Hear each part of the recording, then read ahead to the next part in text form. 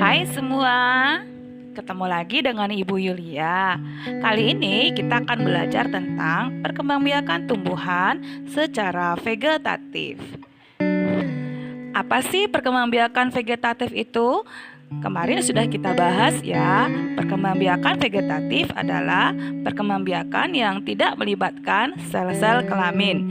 Nah, perkembangbiakan vegetatif ada dua macam, yaitu vegetatif alami dan vegetatif buatan.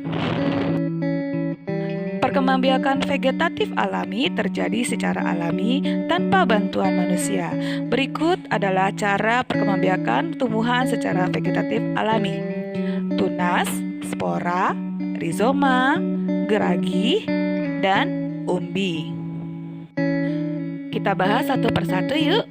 Yang pertama adalah tunas. Tunas tumbuh di bagian pangkal batang.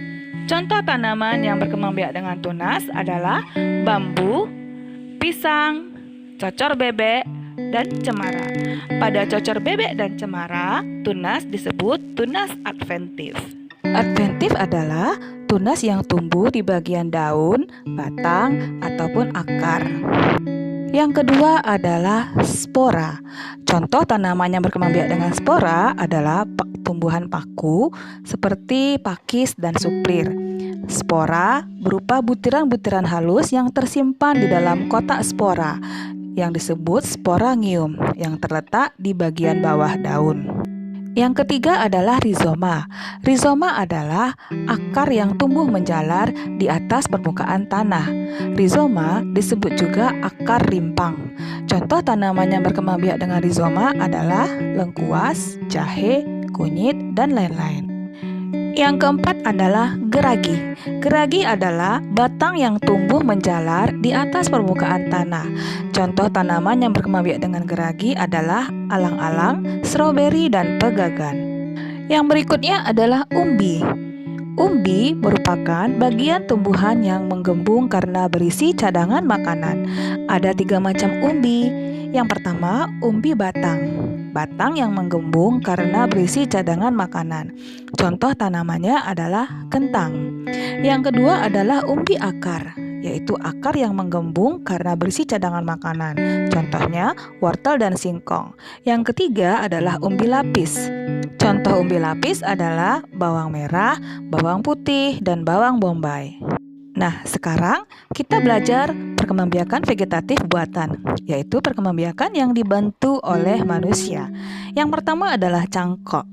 Cangkok dilakukan dengan cara menguliti bagian batang, kemudian menutupnya dengan tanah dan plastik pembungkus. Tanaman yang biasa dicangkok adalah tanaman yang berkambium, seperti tanaman buah-buahan.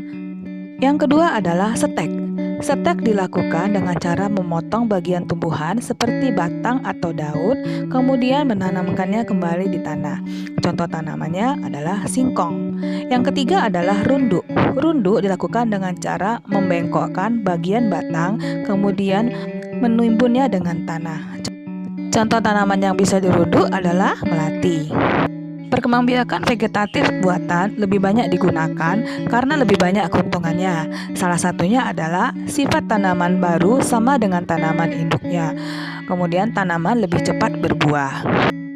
Ada juga teknik yang dilakukan untuk memperbaiki sifat tanaman, yaitu yang pertama menempel atau okulasi. Dilakukan dengan cara menempelkan mata tunas tanaman satu ke tanaman yang lainnya. Yang kedua adalah enten atau sambung pucuk. Dilakukan dengan menyambungkan bagian pucuk satu tanaman ke batang bawah tanaman yang lainnya. Tujuan dari perbaikan sifat tanaman ini adalah menggabungkan dua sifat baik dari dua tanaman. Nah, sekian dulu pembelajaran kita hari ini. Semoga anak-anak bisa paham ya. Sampai jumpa lagi.